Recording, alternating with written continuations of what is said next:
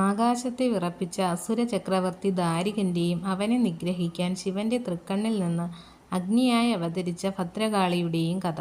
പക്ഷേ യുദ്ധം അവസാനിച്ചതൊരു മരണത്തിലല്ല, മറിച്ച് ഭയാനകമായ ഒരു മഹാമാരിയുടെ ജനനത്തിലായിരുന്നു.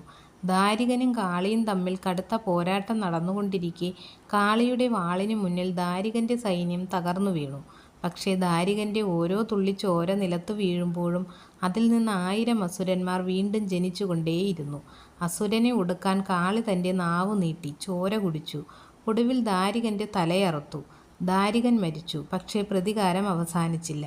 ദാരികന്റെ ശരീരത്തിൽ അവശേഷിച്ച രക്തബിന്ദുക്കളിൽ നിന്നും വിയർപ്പിൽ നിന്നും ഒരു പുതിയ ശക്തി ഉദയം ചെയ്തു.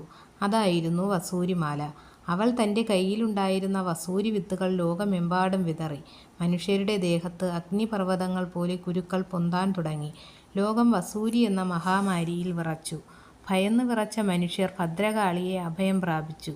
വസൂരി വന്നാൽ അത് ദേവിയുടെ പരീക്ഷണമാണെന്നും രോഗി ഭഗവതിയുടെ സാന്നിധ്യത്തിലാണെന്നും വിശ്വാസമുണ്ടായി.